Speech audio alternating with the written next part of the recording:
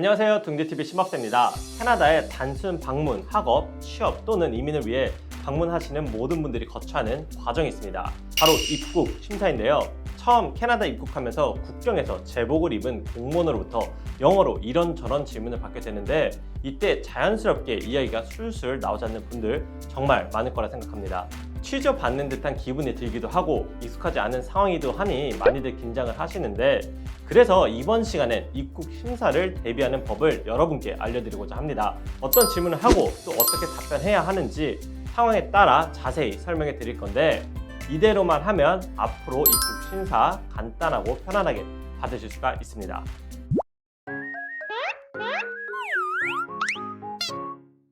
캐나다에 입국하기 위해 가장 먼저 지나는 관문, 바로 입국 심사입니다.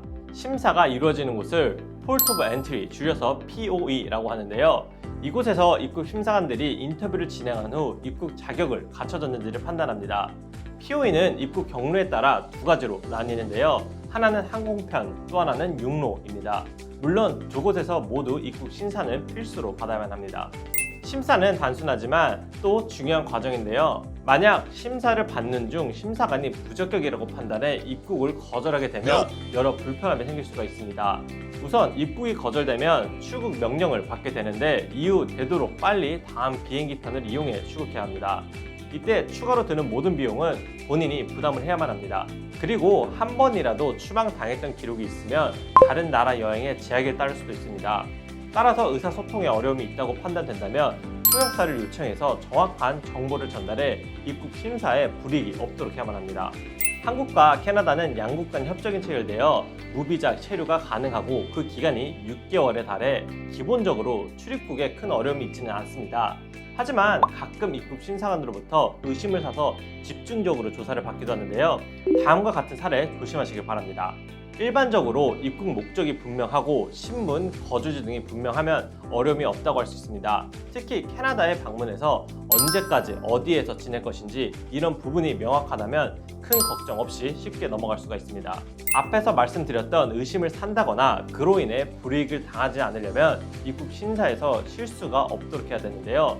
기본적인 방문 목적과 체류지 정보를 포함해 다음과 같은 것들을 미리 숙지한 후 대비하기를 권합니다. 입국 심사를 대비하시는 분들은 미리 서류들을 모아 정리해 두는 것을 추천합니다. 인터뷰에 걸리는 시간을 아끼고 심사관도 빠르게 입국 심사 대상자를 이해할 수 있기 때문에 질문을 최소화할 수가 있어서입니다. 자, 그럼 입국 심사는 어떻게 받을까요? 지금부터 인터뷰를 크게 세 가지 목적으로 구분해서 예를 드릴 수가 있는데요. 각 상황에 맞춰 어떻게 대처해야 하는지 한번 참고해 보시기 바랍니다. 관광 목적인 경우 조금 까다롭게 심사할 수가 있는데요. 불법 체류나 불법 취업 등을 우려하기 때문입니다. 그래서 대부분 일을 할 것인지 공부를 할 것인지 등에 대한 질문을 많이 하는데 이때 단호하게 NO라고 대답을 하셔야 합니다. 이 밖에도 기본적으로 캐나다에 머물 주소나 왕복 항공 티켓 여부, 관광 이외의 다른 목적 등에 대해서도 묻긴 합니다. 질문 중에 하이라이트 친 부분 보이시죠? 일을 할 것인가, 공부를 할 것인가 이런 질문에 꼭꼭 정확히 아니라고 의사 표현을 전달해야 합니다. 또 이때 가끔 실수를 하시는 경우가 있는데 부정 의문문으로 물어보는 경우가 있는데 한국어와 반대인 거 아시죠? 일을 안 할 거지? 라고 물어도 yes라고 하시면 안 됩니다. 무조건 no라고 해야 한다는 점 잊지 마시기 바랍니다. 학업 목적으로 입국한 경우엔 서류 준비가 확실하다면 학교와 관련한 질문 위주로 간단히 마무리될 수가 있습니다. 그렇기 때문에 더더욱 관련 서류를 잘 준비하고 학교 이름, 학과 등을 정확히 답해야 합니다. 또 이때 학업에 집중할 것을 명확히 말해야 합니다. 학업 이후에 영주권을 신청하겠다는 내용을 밝히면 오히려 오해를 살 수도 있기 때문입니다. 실제 그런 계획이 있더라도 지금 심사관이 묻는 것은 당장 입국한 이유이기 때문에 이것만 답하시면 됩니다. 너무 많은 TMI는 잠깐 꽁꽁 넣어두시길 추천합니다. 취업 목적인 경우 관련 서류를 보여주는 편이 가장 정확합니다. 만약 잡오퍼나 계약서 등이 있으면 이를 준비해 제시하는 것을 권합니다. 취업은 잡오퍼에 기재된 내용에 대해 이해가 필수인데요. 근무 시간, 시급, 쉬는 시간, 휴가, 업무 분야를 비롯해 경력 등과 같이 일과 관련된 정보를 막힘없이 이야기할 수 있도록 준비하는 것이 가장 좋습니다. 또 이때 비자가 끝나면 돌아갈 것이냐고 묻는데 무조건 돌아간다고 이야기하는 것이 가장 간단하게 인터뷰를 마무리할 수 있는 방법이니 유의하시길 바랍니다.